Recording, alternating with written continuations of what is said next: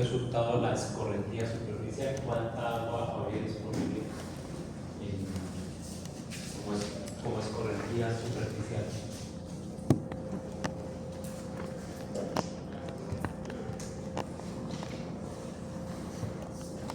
Y tenemos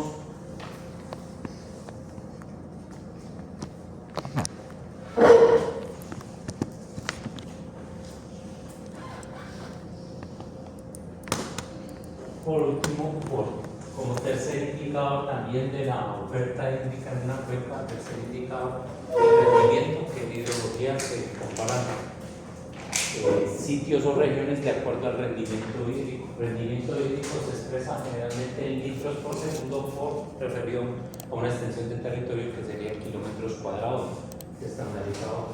Cuando hablamos y vamos a comparar rendimiento de dónde es potencialmente más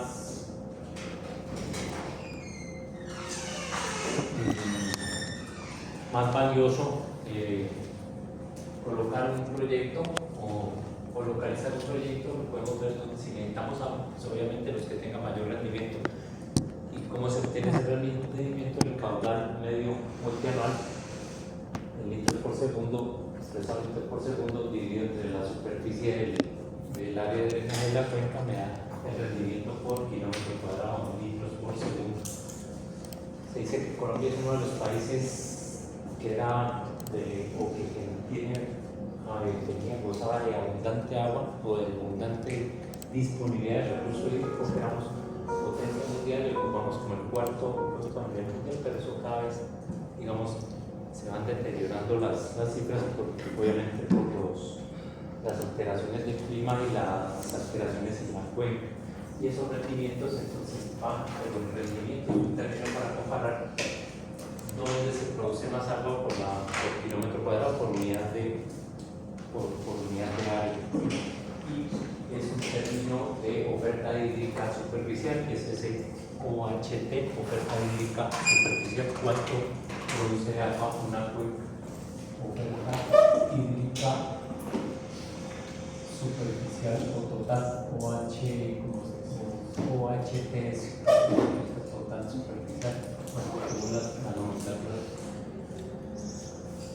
Entonces se puede referir a volúmenes de cantidad en el tiempo que escurre la superficie, que no se infiltra o descontando la infiltración, que no se evapora y que va a ser usada por los diferentes usuarios o por los ecosistemas acuáticos. Todo eso es lo que va a estar disponible para los usuarios. Vamos a mirar entonces cómo desde la hidrología, cómo determinamos la oferta hídrica superficial en la cuenca con un balance hídrico. ¿Sí? Balance hídrico, recordemos que el balance hídrico de forma genérica va a estar dado por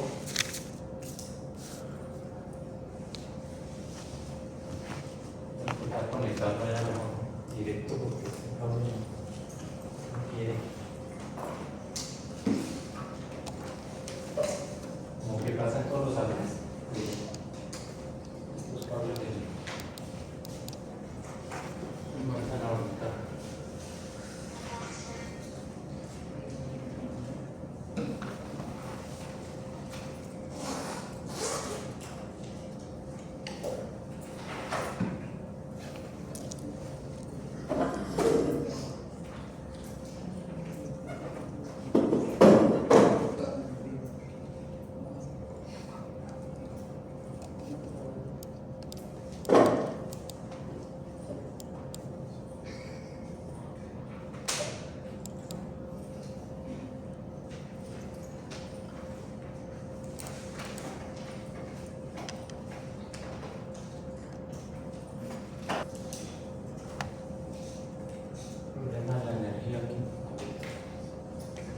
Es el balance, entonces podemos aplicar para determinar la oferta hídrica el balance hídrico en una cuenca, y ese balance hídrico lo vamos a obtener de esta precipitación, de este balance que la escorrentía va a ser igual. Lo que gana, lo que aporta agua es la precipitación, podríamos agregarle irrigación y drenaje si hubiera, digamos, pero esto es lo que gana y empezamos a restarle la evapotranspiración, el TP, la transpiración, pues el potencial o real mejor para el sitio. Hasta ahí, digamos, un primer balance, precipitación menos evapotranspiración, nos damos el balance de fluido es un 70%, tal vez de la información, precipitación menos evapotranspiración 70-80%, pero también depende del flujo de agua al suelo, y de ahí lo llamamos por ejemplo el volumen de agua almacenado en el subsuelo, delta S menos el flujo de agua, el volumen de agua almacenado en la superficie delta S y el volumen de agua almacenado en los acuíferos groundwater delta G, ¿sí? Básicamente quitarle el volumen de agua que queda de toda esa agua que se precipitó, una parte va a quedar almacenada en los acuíferos y otra parte va a quedar almacenada en las hondonadas del terreno. Ese sería el delta S, almacenada en la superficie del terreno, luego que tenga el terreno, y delta G, almacenamiento subterráneo en aguas freáticas y almacenar los intersticios del suelo. Entonces, la aproximación más real del balance hídrico es incluyendo eso. Generalmente tenemos información de estaciones climatológicas de precipitación y evapotranspiración, la podemos tener. Lo más difícil, bueno, el almacenamiento de agua en las superficies tendríamos que tener, para una buena aproximación, tendríamos que tener un relieve muy detallado en una cuenca, pero no siempre se va a disponer de ese volumen de almacenamiento a escala de detalle, a menos que fuera un proyecto muy pequeñito, de pronto con imagen LiDAR, que es levantamientos a milímetro, pues se puede obtener información de ese detalle. Pero, y por último, el detalle, el almacenamiento de agua en el subsuelo, que es ese detalle, lo podemos estimar con base en la porosidad del suelo y el tipo de suelo en la cuenca, pero sería con base en muestreos y en perfiles de la estratigrafía del suelo, ¿sí? de toda la cuenca. Entonces sería una aproximación. Si queremos un estudio a nivel de detalle, pues tendríamos que tener toda esa información a nivel de toda la cuenca que aparece el proyecto, y ya se vuelve más difícil tener esa información.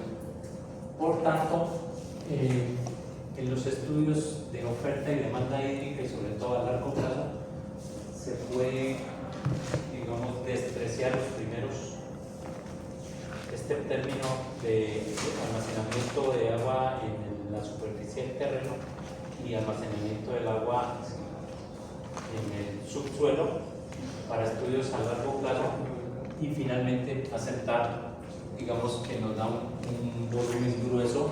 Esta primera parte, como balance correctivo, es igual a precipitación menos la evapotranspiración, despreciando estos componentes a largo plazo. Obvio que eso no es real, solamente es una aproximación, ¿sí? Para que lo intentamos. Y ese balance hídrico, digamos, es propuesto sobre todo para balances a largo plazo, estudios de variación o disponibilidad hídrica a nivel mensual, o preferiblemente anual, a largo plazo, no para un balance hídrico diario, por ejemplo, ni horario, mucho menos. Ahí sí ya lo afectaría. Entre más corto plazo empiezan a ser más importantes estos términos, pero a largo plazo este volumen de acá ya se vuelve muy grande y esto tiende a ser casi que despreciable. Por eso se acepta ese balance hídrico de esta forma. Entonces tenemos que tener información de la precipitación en primer lugar y información de la evapotranspiración. La precipitación con información de pluviómetros alrededor de la zona que sea representativa, y evapotranspiración se puede tener información de estaciones climatológicas, pero de pronto es mucho más fácil y conveniente estimar la evapotranspiración real. ETR, aquí yo puse la ETP, pero pero es mejor la ETR. ¿Cuál es la diferencia entre ETP y ETR? ¿Se acuerdan? Evapotranspiración, ETP es evapotranspiración potencial, ETR ya es la real. Potencial, ETP, evapotranspiración potencial, ETP, solamente tiene en cuenta las condiciones atmosféricas,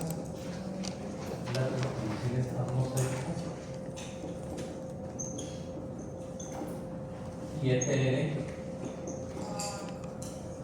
la real, tiene en cuenta las condiciones atmosféricas, pero también tiene en cuenta las condiciones del suelo,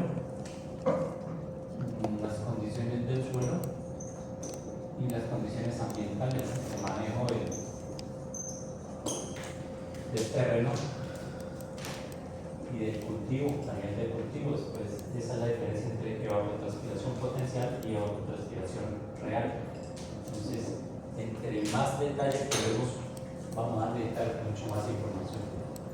A largo plazo ese balance entonces lo vamos a expresar en milímetros por año. Realmente eso es lo que nos recomienda la escología anual, cuántos milímetros en una cuenca en el año. La precipitación obviamente y la evapotranspiración deben estar igualmente medidas en la misma unidad de milímetros por año. Ahí tenemos el diagrama del ciclo hidrológico en la cuenca, y básicamente pues estamos despreciando el almacenamiento temporal del agua en el subsuelo y el almacenamiento en la superficie respecto al ciclo hidrológico. Pero lo aceptamos, eso es, digamos que aceptable a nivel de estudios a largo plazo. Ya a mediano plazo no es, o corto plazo ya no es tan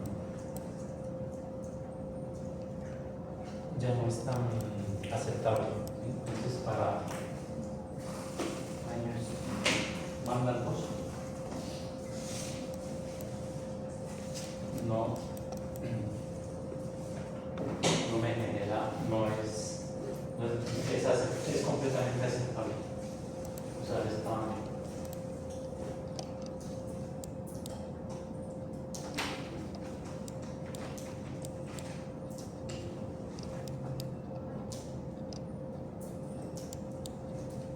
Aquí está entonces la diferencia, recuerdan de sus clases de hidrología.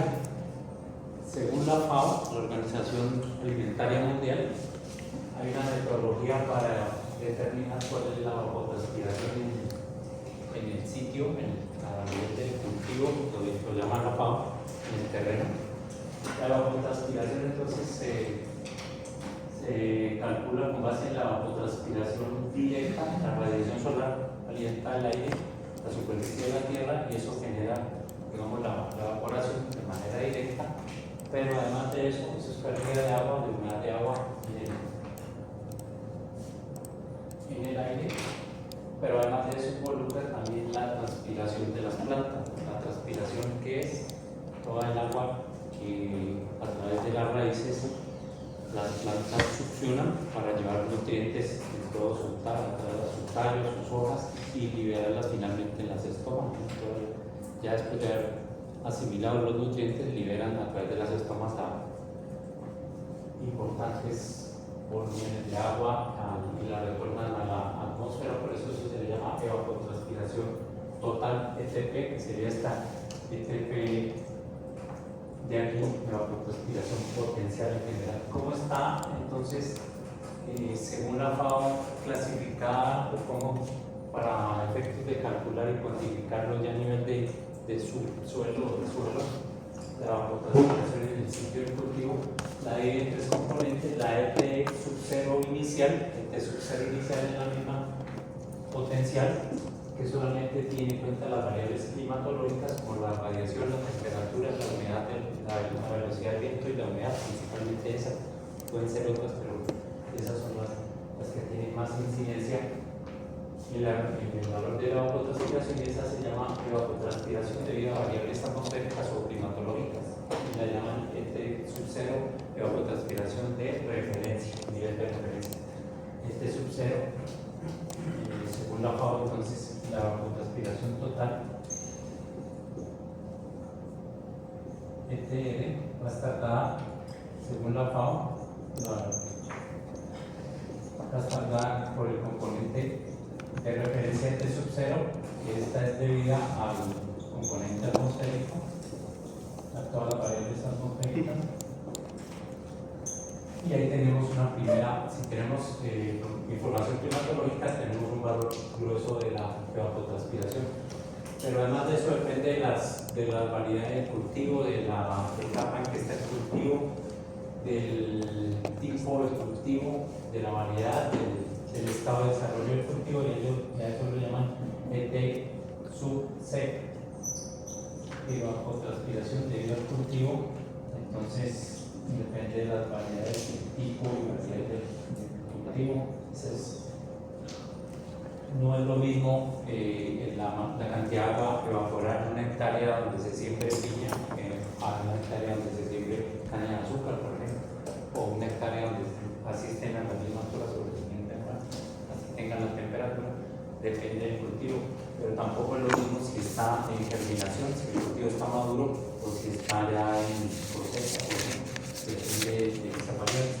Y a eso se le llama evapotranspiración del cultivo. Y finalmente quedan otras variables ya para que sea la total, que es la evapotranspiración debido a variables ambientales ADJ, lo que le llama la FAO, ADJ, a manejo del suelo y a factores ambientales en el suelo, factores ambientales ADJ, CAJ, no es ADJ, sino CAJ. Así son las siglas que están en el manual de la FAO, debido a condiciones de salinidad del suelo, las condiciones de fertilidad, los tipos de suelo, los horizontes que hay en el suelo, los tipos de control de parásitos que hay en el cultivo, por ejemplo, cosas de grado de compactación en el suelo, manejo del suelo, si están compactados, si es arado, tractorado, etcétera, etcétera. Todas esas condiciones las tienen en detalle. Y finalmente, entonces, se puede calcular primero la de referencia T sub 0, y con base en esa se calcula la de factor de cultivo de T sub C, y con base en esa se corrige a una evapotranspiración ya que tenga en cuenta las condiciones ambientales en el sitio. Eso es lo que nos dice la FAO en su manual, en grandes rasgos, en esos tres componentes los divide. Y ya depende del grado de detalle que necesitamos calcular y hacer el balance hídrico. Si estamos haciendo un proyecto de irrigación y de drenaje para un distrito de riego, pues tendremos que llegar a de pronto a analizar esas tres variables, hasta condiciones ambientales, manejo del suelo.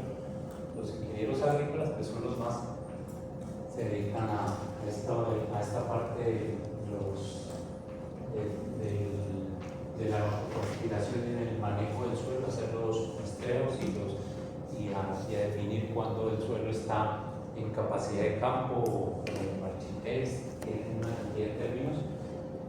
Pero nosotros en ingeniería civil, cuando tenemos balances hídricos a largo plazo y si no nos interesa llegar al manejo del suelo ni al cultivo, solamente podemos referirnos a las variables climatológicas, ¿sí? Cuando queremos un balance más general y no nos importa, digamos, o no tenemos la necesidad de llegar hasta este grado de detalle, solamente podemos hacer el balance con las variables meteorológicas o climatológicas con base en la radiación, temperatura, etc.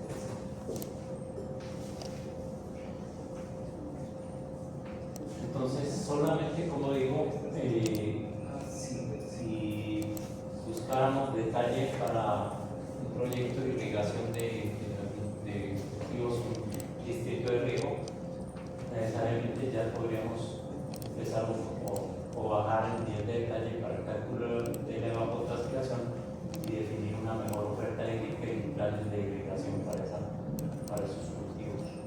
Pero si no, nos quedamos con el nivel de referencia.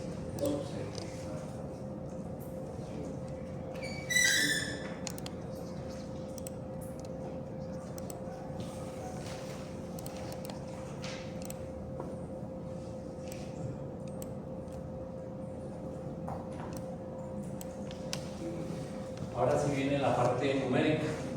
¿Cómo calculamos esa evapotranspiración? De acuerdo a las clases o a la FAO también, pero no tanto a la FAO, sino también a la recomendación más del estudio de la metodología que usa en Colombia, el Estudio Nacional del Agua, como que cada 4 años se actualiza información en Colombia por parte del IDEAN en los estudios nacionales del agua. Esos son estudios nacionales del agua, estudios nacionales del agua, el último fue del 2022, creo que fue, está publicado en la página del IDEAN.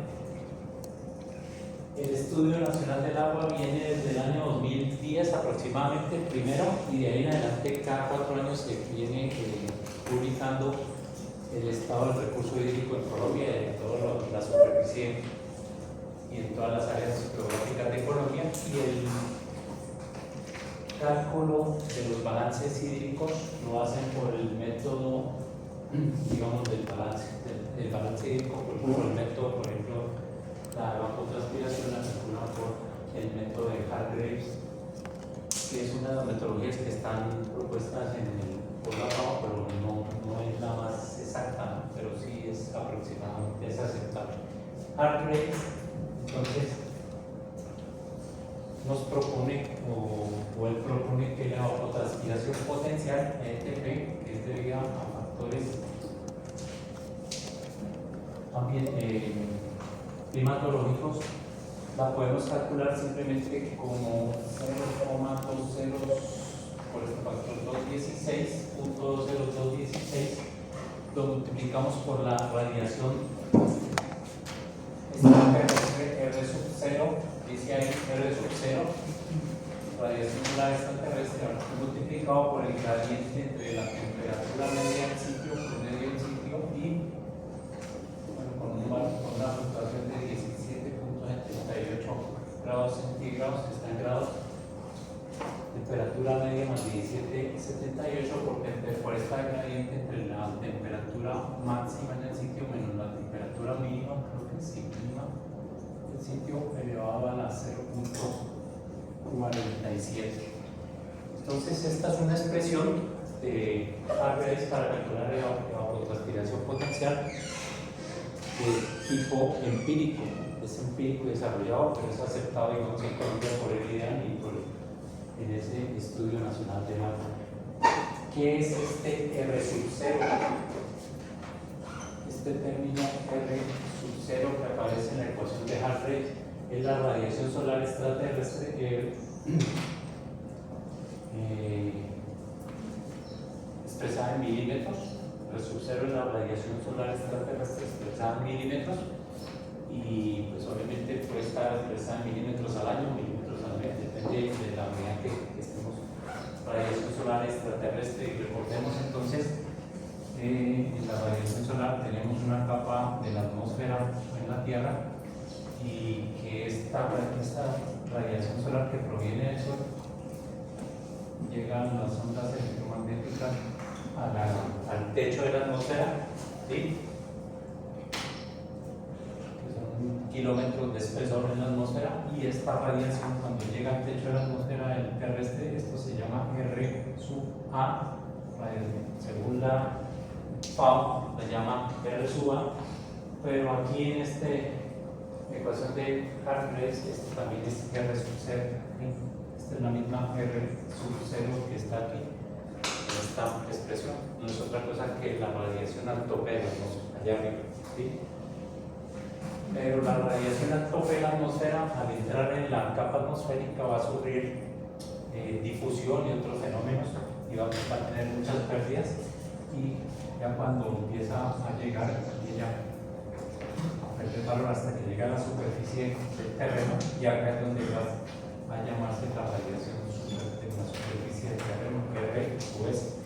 Entonces, cuando hablamos de radiación, recordemos que hay que diferenciar si hace referencia al tope de la atmósfera o al nivel del cultivo o de la superficie, ¿sí? R sub 0 o R sub A, que es esta, R sub A, radiación al tope de la atmósfera, o R sub S, si es radiación a la altura del cultivo o al nivel de la superficie del terreno donde estemos trabajando. Pero en la fórmula de Hargreaves tengo que involucrar la radiación al tope de la atmósfera, ¿sí?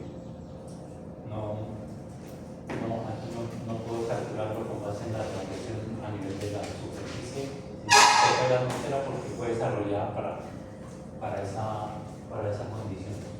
La temperatura, la media, la máxima y la mínima, entonces solo necesito estos valores de temperaturas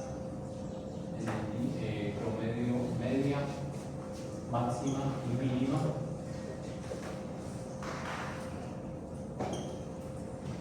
Y con esto ya puedo calcular, miren, evapotranspiración potencial debido a condiciones climatológicas. Según Harris, que es una ecuación aceptada por el IDEA, ellos mismos la recomiendan y la emplean para el estudio nacional del agua. Ahora sí, ¿cómo calculo la evapotranspiración real, que es una fracción de la evapotranspiración potencial? La evapotranspiración real, tengo que coger esta ETP y afectarla por las condiciones de cultivo y después por las condiciones del suelo, ambientales y del suelo, y ya me da la evapotranspiración real, ET, evapotranspiración real, pero ahí hay una fórmula, digamos, empírica también, que fue propuesta por Bodico en 1974 para calcular la evapotranspiración, pero ya real, que es real a nivel de cultivo en condiciones del terreno donde se está desarrollando. Según Bodico, dice que la evapotranspiración real va a ser simplemente en función de la ETP anterior que calculamos, ETP multiplicado por la precipitación, y vienen las funciones, desarrollo una función empírica que es matemática en función de la tangente hiperbólica tan H, tangente hiperbólica de la relación entre la precipitación y la ETP en el sitio. Y aquí viene el primer paréntesis y viene el segundo paréntesis. La tangente hiperbólica aplica a la relación entre la precipitación y la evapotranspiración potencial que calculamos anteriormente. Y a eso, ese factor inicial lo multiplica por 1 menos coseno hiperbólico, coseno H, coseno hiperbólico de la inversa ETP sobre la.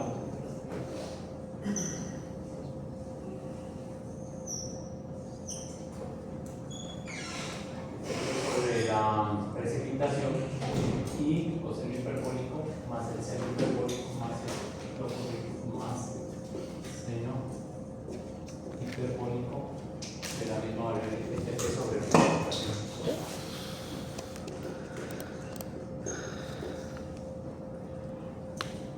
Y ese es el término, entonces, ya para cerrar la raíz de todo este elemento, raíz cuadrada de todo esto. Entonces, valores de precipitación, debo tenerlos desde ya. Valores de ETP, los calculo por Bodico, y con eso calculo la evapotranspiración en el sitio, en condiciones ya más reales, no solamente las ambientales, sino más reales. Es una ecuación empírica, pero es una ecuación de regresión, y ya con esto calculo, ya tengo la evapotranspiración real. Y si tengo datos de precipitación, ya puedo calcular cuánto es la cantidad de agua que me produce una fuente por diferencia entre precipitación y evapotranspiración.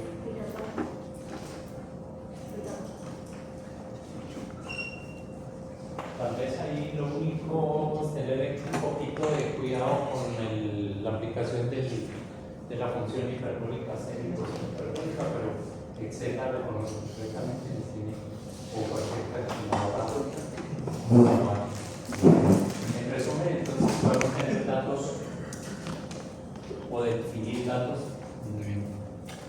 Si tenemos temperatura y podemos calcular la radiación solar. ¿Estamos en una ¿qué claro?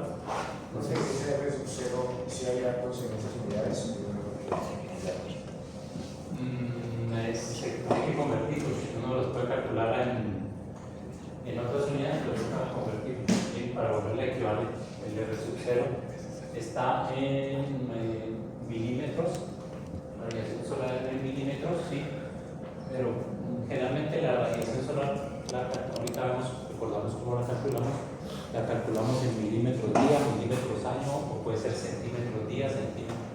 otras unidades, pero aquí para explicar en esta fórmula de estar en milímetros. La variable de milímetros. Si la precipitación la estamos haciendo en análisis mensual, entonces la ETP debe ser en valor total del mes por milímetros al mes, por ejemplo, la misma unidad de medida de tiempo, lo único que hay que tener. De resto, tenemos toda la información con estas dos expresiones. Podemos calcular y hacer un balance en la cuenca para calcular lo que queremos, cuánta agua produce una cuenca con base en la información meteorológica. Vamos a mirar cómo, de manera muy rápida, cómo calculamos esa evapotranspiración potencial.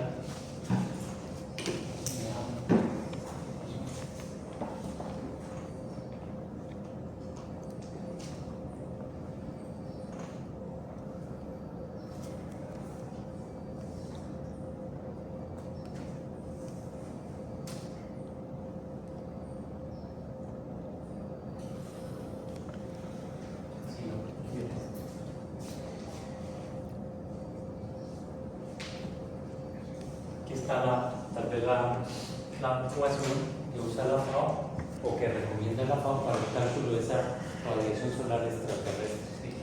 Radiación solar extraterrestre, R sub A, que es esta misma R sub 0 que está aquí, acuérdense, al tope de la atmósfera. Entonces, esa es la ecuación para calcular la radiación solar extraterrestre según la FAO. Y la podemos calcular de acuerdo sobre todo a la latitud y otras variables como la tensión de vapor ahí en el sitio. Y vamos a mirar los componentes. ¿Cómo se calcula la radiación solar extraterrestre? Esto es repaso de hidrología. R sub A o R sub 0 allá en esa fórmula de Bodico. R sub 0 es lo mismo, R sub A, radiación solar extraterrestre. Ahí se va a calcular en 10 a la 6 millones de joules por metro cuadrado por día. Esas son las unidades que nos resultan de esa expresión. Entonces, coge 24 horas por 60 minutos que tiene una hora, la divide entre pi para volverla radiante, tener en cuenta los radianes. Esta iba constante, lo multiplica por un parámetro que lo llaman GS sub C, que es una constante solar. GS sub C es una constante, GS sub C. Esta es GS sub C, bueno, esta es una constante solar, pero primero anotemos que R sub A, radiación solar extraterrestre, o a tope de la atmósfera, radiación solar a tope de la atmósfera. Que está en millones de julios por metro cuadrado por día. Estas son las unidades que están calculadas. Y esa la 100 joules por metro cuadrado por día, o sea, o sobre el metro cuadrado por cada metro cuadrado y en un día. G sub S es la constante solar, G mayúscula sub S es una constante solar que nos dice aproximadamente que se emplean 0.082 millones de joules por metro cuadrado por minuto para generar un milímetro de evaporación, algo así es esa constante. Ese es más o menos el concepto. Lo importante por ahora es el valor que es constante. Ese valor es de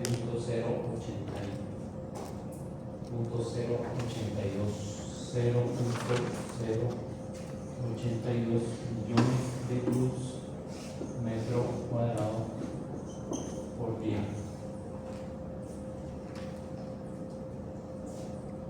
No, estoy mal. Esa constante está en millones de joules metro cuadrado por minuto. Por eso ahí por 60 para llevarlo a horas. No es por día, no por minuto. Metro cuadrado por minuto. ¿Sí? Por eso aparece este 60 para llevar esos minutos a horas. Y ahí tenemos la constante S sub C. Hasta ahí ese es un valor constante, no hay problema. Y aquí aparecen las variables D sub n, que es distancia relativa inversa entre la Tierra y el Sol, depende de esa distancia. ¿Y por qué? Porque es variable, la distancia no es constante. La Tierra está girando alrededor del Sol y dependiendo de la estación del año, unas veces va a estar más cerca del Sol, otras veces va a estar más alejada del Sol. Y entonces se calcula ese parámetro que es D sub r, distancia relativa entre la Tierra y el Sol. D sub r, distancia relativa entre la Tierra y la distancia, es una distancia relativa, no está en kilómetros ni en años, distancia relativa entre la Tierra y el Sol. ¿Y en qué está esa distancia relativa? Está, como es relativa, está en unidades relativas, no tiene, en fracciones, no tiene unidades, mejor dicho. ¿Sí? Esa no tiene unidades. Ya ahorita vemos cómo la calculamos. Además de eso depende del ángulo de posición solar, W sub S, se llama W sub S, ángulo de declinación solar o ángulo de declinación solar. Y ese está en radianes. W sub S, ángulo de variación a la puesta del sol debe estar en radianes. Ángulo de declinación solar a la puesta del sol, a la hora de la puesta del sol. Y las unidades que manejan son radianes. Ángulo de posición solar en radianes. Además de eso también aparece el W sub S, aparece psi. Este símbolo sería, para mí sería de los más importantes, el símbolo griego psi, es como un tenedor. El símbolo griego, la letra psi griega, que es en climatología, esa es la latitud en grado, en radianes, latitud en radianes, la latitud en el sitio que estamos calculando la radiación de latitud. Radianes, o están radianes, por hacer consecuencia la broma, sí. Y me falta el último elemento de cálculo, es el ángulo de declinación solar delta, con una letra D así, ángulo de declinación solar, ángulo de declinación solar. También está en radianes. Todos están radianes según la pauta. Este ángulo de declinación solar está en radianes. Y con estas 5 o 4 variables podemos calcular el valor de la radiación solar extraterrestre. Entonces volvemos a la radiación solar extraterrestre, 24 por 60 sobre pi por la constante solar, que por eso que lo multiplicamos por la distancia inversa relativa, que la llamamos D sub r, ¿sí? Acá abajo, entre la Tierra y el Sol, abrimos corchete y lo multiplicamos por W sub S, el ángulo de declinación a la hora de la puesta al sol en radianes, W sub S por el seno de la latitud, por el seno de phi, W sub S por seno phi por el seno de delta, por el seno de delta, es como una D.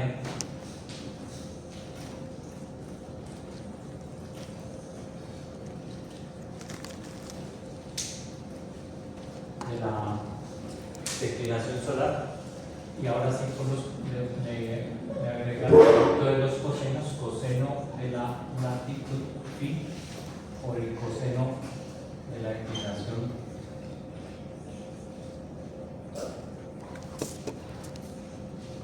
D por el seno de W sub S, y cierro paréntesis. Esa es la expresión para cálculo de radiación solar. Y revisemos, bueno, esto es constante, está acá, obviamente esto es una constante, todo 24 por 60 porque su S, que es este valor, dividido entre pi, este sí es variable, la primera variable es D sub r, la distancia relativa entre la Tierra y el Sol, D sub r, está aquí, D sub R, distancia relativa entre la Tierra y el Sol, W sub S, que es el ángulo de la puesta, el ángulo a la hora de la puesta del Sol, por el seno de phi, sí, no phi, sino sí, que es la latitud en radianes, por el seno de del ángulo de declinación delta, está acá, ángulo de declinación solar delta. No sé si son deltas con una D, pero en letras griegas. Parece como músico aquí, colocando nota musical. Coseno de la misma latitud, sí, coseno por el producto de coseno del delta por el seno de W sub S. Productos, la suma de productos. Coseno de sí por seno de W sub S. Esta es la expresión para el cálculo de la radiación solar extraterrestre.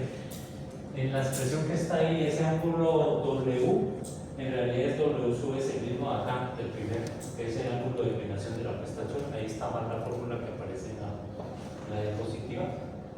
Y es toma de la fama, pero pues se fue un errorcito ahí mínimo, que es este ángulo W, el seno de este W, ahí en realidad es seno de W sub S, que es el ángulo de radiación solar a la puesta del Sol. Esos son y con eso podemos calcular la radiación solar extraterrestre que necesitamos para nuestro balance hídrico.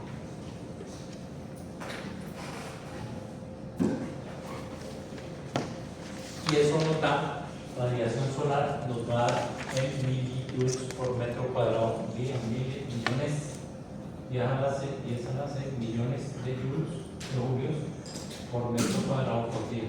Esas son las unidades. Y nos da, según la FAO, este cálculo de la radiación solar extraterrestre.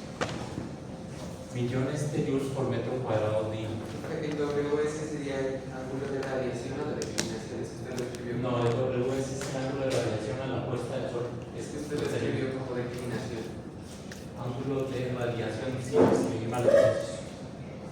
Sí, perdón. Declinación es el del. Gracias por la radiación solar.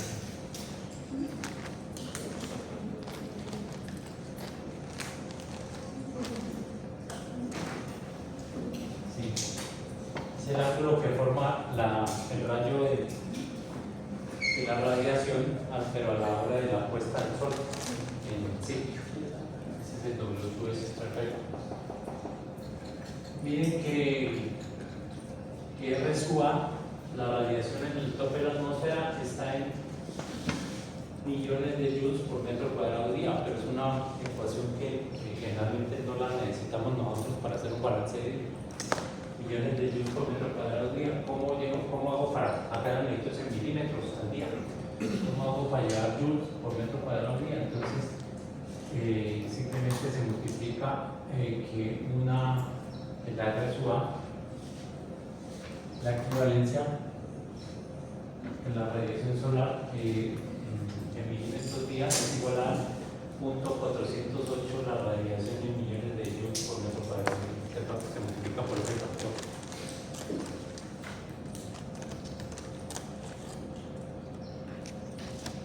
R sub A expresado en milímetros día va a ser igual a, entonces hay que afectarla por punto 408, el valor que me da esta ecuación, R sub A, que está en megajoules, millones de joules por metro cuadrado día, por día, la afecto por el punto 408 y ya simplemente es un factor de conversión para llevarlo a milímetros día, porque está en términos de energía, millones de joules por metro cuadrado por día, llevarlo a milímetros día, porque lo vamos a necesitar, porque acá necesitamos expresarlo en milímetros día, no en joules por día, el valor de la radiación. ¿Qué me falta ahí? Solamente para calcular R sub A y esos valores, esta distancia relativa de la Tierra al Sol, este ángulo de radiación solar y este ángulo de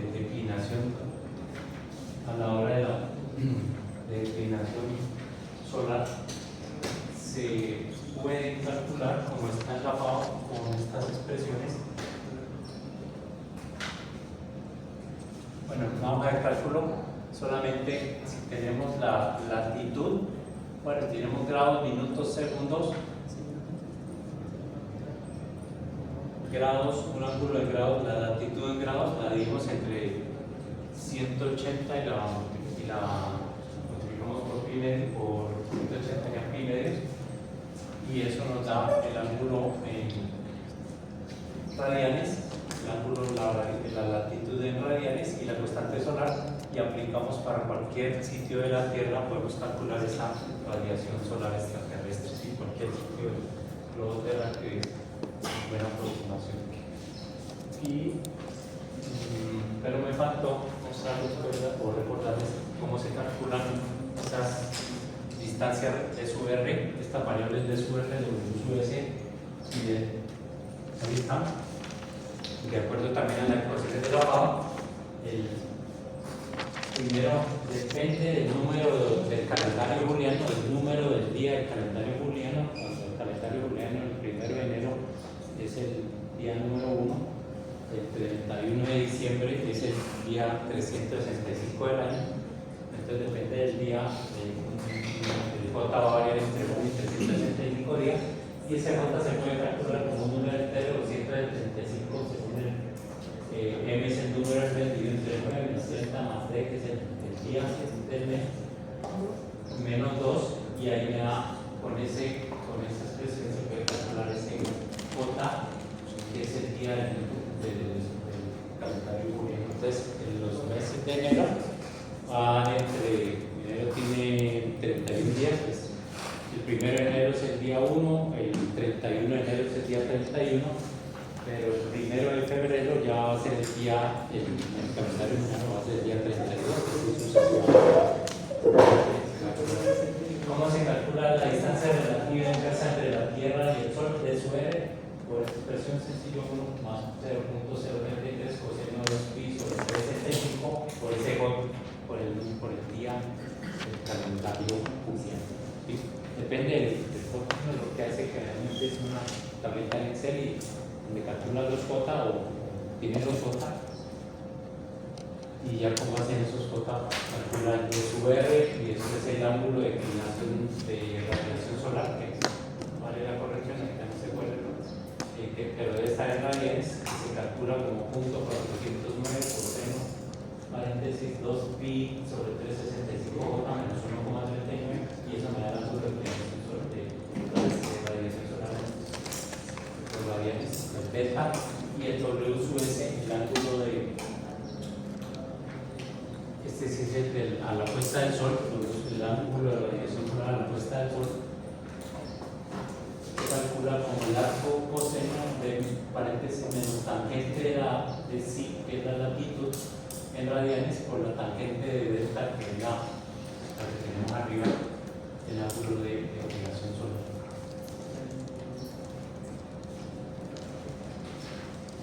Estas son las fórmulas que hay en la FAO, y con eso calculamos R sub A, radiación solar extraterrestre en millones de luz por metro cuadrado. Resumen, para cualquier punto geográfico, entonces, y para cualquier diferente día del año, entonces se puede calcular cuál es la radiación solar extraterrestre con esas ecuaciones. Parece complicado, pero se programa en Excel y es muy fácil de programar una hoja en Excel, y ya tiene uno la hoja de cálculo para la radiación extraterrestre.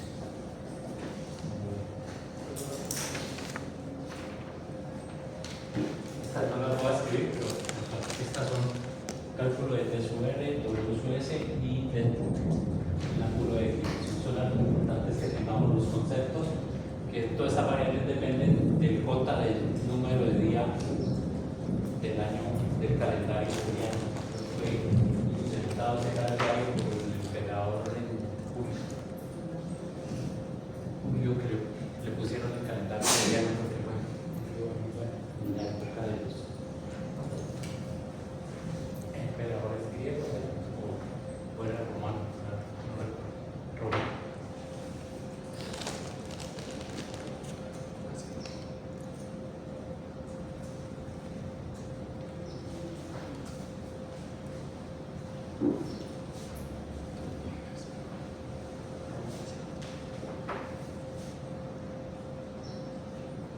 Entonces, recapitulando, si quiero hacer un balance hídrico en una cuenca,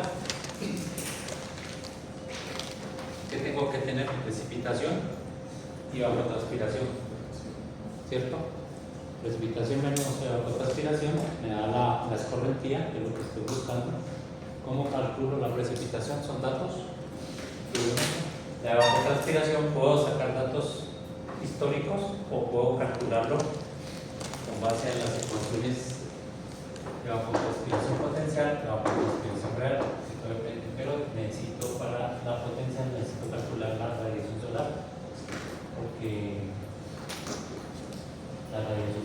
tengo que tener datos de temperatura media, máxima y mínima en el sitio, datos de precipitación y datos de la evapotranspiración potencial para llegar a la evapotranspiración real. Y ya con esa evapotranspiración real, entonces ya podemos sacar el balance de precipitación menos evapotranspiración real. Me va a dar la cantidad de escorrentía en milímetros. Entonces me va a dar cuánta agua dispongo en términos de milímetros. Y cómo vuelvo, igual como medimos la lluvia, se mide la mina de agua en milímetros. Y cómo vuelvo eso en términos de caudal, por ejemplo. Milímetros, si lo relaciono al tamaño de la cuenca, lo multiplico por el área de la cuenca, me da un volumen, ¿cierto? Milímetro por un área me da un volumen, y si esa evaporación se da en un año, entonces ya lo relaciono a caudal, me da un volumen en un año, ya lo puedo llevar a metros cúbicos por segundo, caudal de metros cúbicos. Entonces, devolverme con las unidades. Ese es el ejercicio que hay que hacer y que sería el ejercicio de aplicación para oferta hídrica superficial. O sea, se programa en una hoja de Excel. Podemos hacer el ejercicio en una sesión virtual, de pronto la próxima clase o la siguiente, y esto no se demora nada en programar la hoja de cálculo para tener de pronto la base de cualquier parte y cualquier día que yo necesite poder calcular cuál es la radiación y poder calcular el balance hídrico para una cuenca. Teniendo el soporte de base es el Estudio Nacional del Agua y los cálculos de evapotranspiración de la FAO. Ese es entonces el repaso del curso de hidrología del manual de la FAO.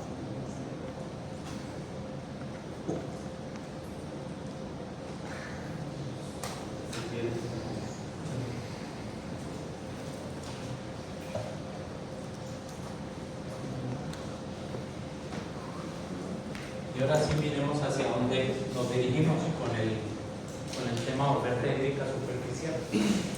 Esa era la parte numérica, y ya nos queda solo pendiente hacer un ejercicio para aplicarlo. Y ahora sí, cómo lo relacionamos con los estudios nacionales del agua para los balances hídricos. Entonces,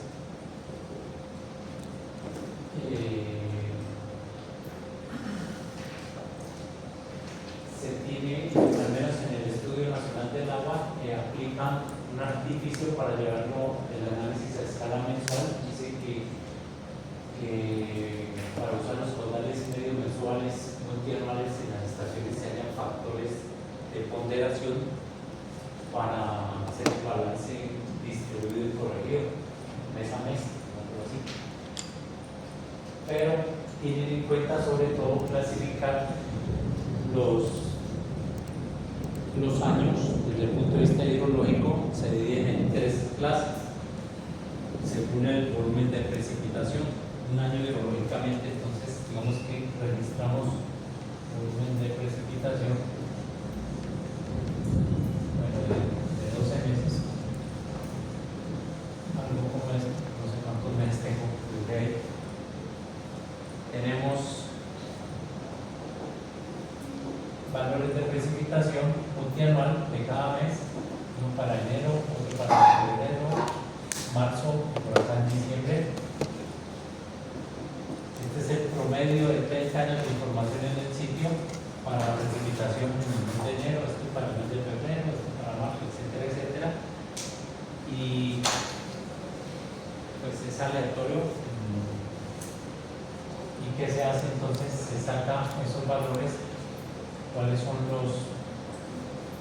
valor promedio, debe estar digamos por acá, la precipitación media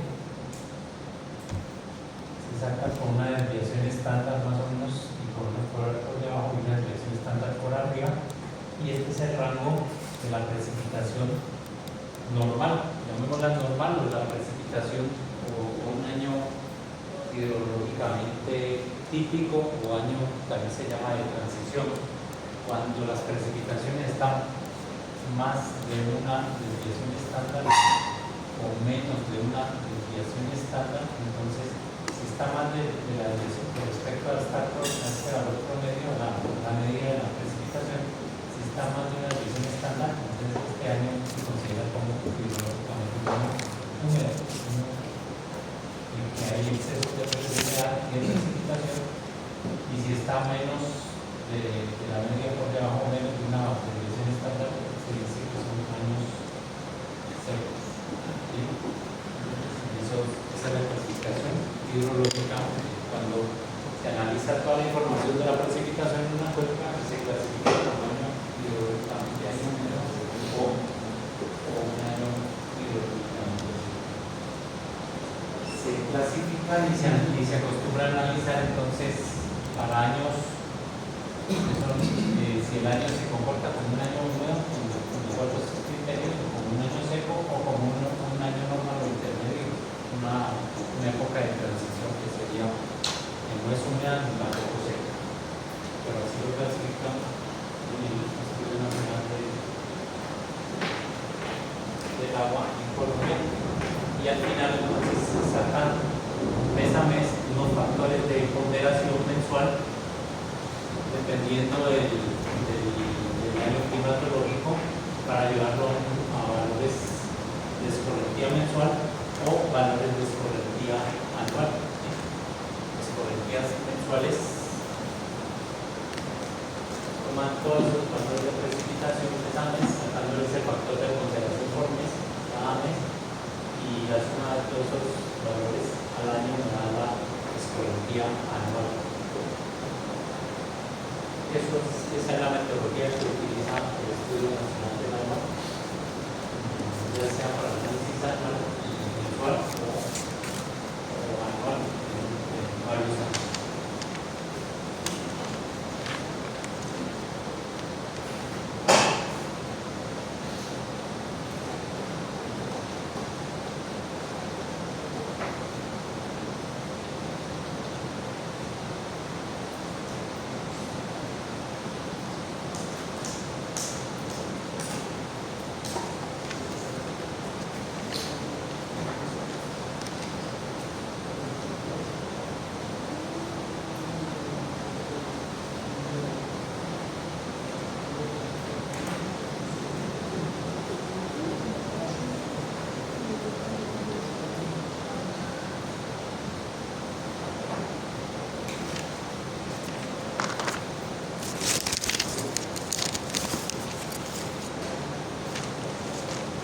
El marco metodológico que aparece en el Estudio Nacional del Agua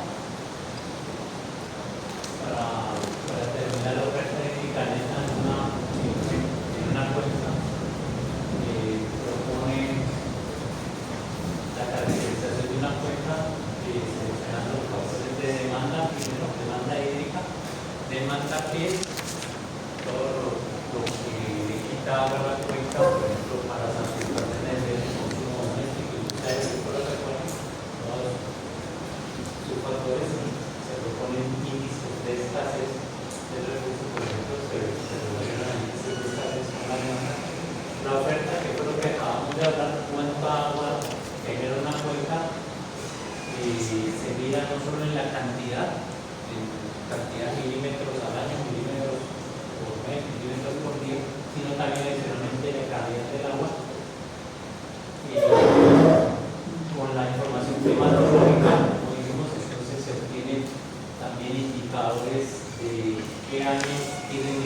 superficie del fenómeno estacional Enos, fenómeno de niña, fenómeno de niña, que son los fenómenos que ocurren cada 3 años, 4 años en esta región debido al calentamiento de la superficie del océano cercano al Ecuador, generan estas anomalías del fenómeno Enos, se llama, elevación de la temperatura del mar, media del mar, más o menos en medio grado, un poquito más, un casi grado. Y ahí entonces, con toda esa información, con los parámetros de la cuenca, toda esa información de la cuenca se clasifican en años secos, años húmedos, y se seleccionan los escenarios según quiero analizar entonces mi disponibilidad hídrica, si se presenta un año seco o si se presenta un año húmedo o un año normal, que no sea, que no esté afectado por ese es la metodología. Y un poquito de repaso cómo hacemos para determinar un caudal que escorrentía en una cuenca. Nosotros partemos casi siempre de la información hidroclimatológica. Cuando tenemos datos, cuando hay una cuenca instrumentada, nos vamos por el lado izquierdo, ¿sí? Tenemos si hay disponibilidad de una cuenca que está midiendo caudales, y ese escorrentía directamente una estación que mida caudales, como el del ejercicio que ustedes trabajaron.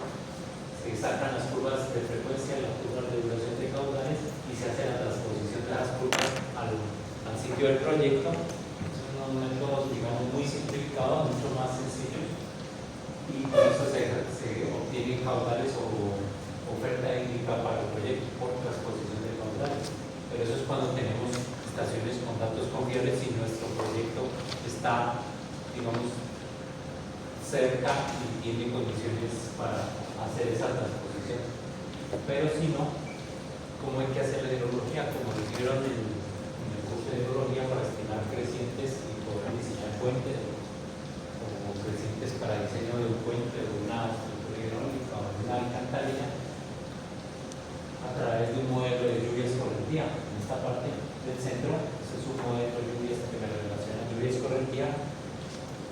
Si tengo la información hidroclimatológica, hago la delimitación de la cuenca, la morfología de la red de drenaje, saco picos de concentración, curvas de intensidad de lluvia y duración, con base en las coberturas vegetales y los tipos de suelo. ¿Cuál es la escorrentía de acuerdo al método racional? Si es para una alcantarilla o cuencas pequeñas, o el método del servicio de conservación de suelo, si es una cuenca mucho más grande. Esa es otra forma y creo que la mejor, la más detallada de calcular disponibilidad y la información hidroclimatológica. Y la otra forma es la que acabamos de ver a través de balances a largo plazo, que es el balance hídrico, que es escorrentía, precipitación menos evapotranspiración. Esto es para que no se pierdan del horizonte, ¿sí? Cuando vamos a hacer disponibilidad del recurso hídrico, el cálculo hidrológicos de caudales en una cuenca, podemos hacerlo con base en unas tres formas. Cuencas instrumentadas por transposición de caudales, cuencas que no están instrumentadas, pero podemos hacer la morfología de la cuenca, el análisis de suelos, todo con un modelo de lluvia escorrentía, o por el método que acabamos de ver ahorita, que es el balance hídrico, que es precipitación menos evapotranspiración, que es mucho más simple, ¿sí? Creo que hay una pregunta, entonces alguien me interesa hacer metodología. Ahora fue la que aplicaron en el taller, la primera, la curva de evolución de caudales. ¿Sí? Esta fue la que calcularon o analizaron en ese taller que entregaron de poco esta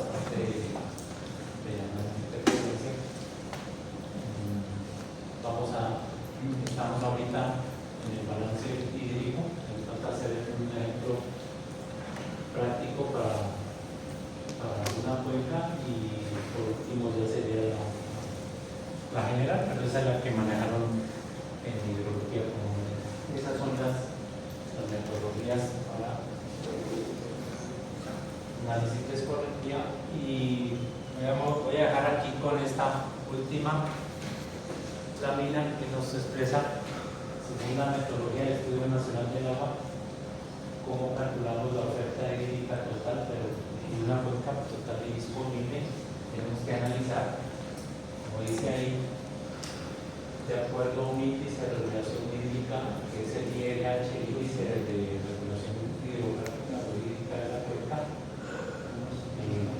que se saca por subzona hidrográfica, en este caso subzona. Si la cuenca tiene un índice de regulación hídrica menor de 0,70, quiere decir que tiene baja capacidad de regulación, ya la cuenca está deforestada. Si la cuenca tiene índice de regulación hídrica mayor de 0,70, la cuenca conserva muy bien y regula muy bien los flujos de agua, tiene una muy buena capacidad de regulación.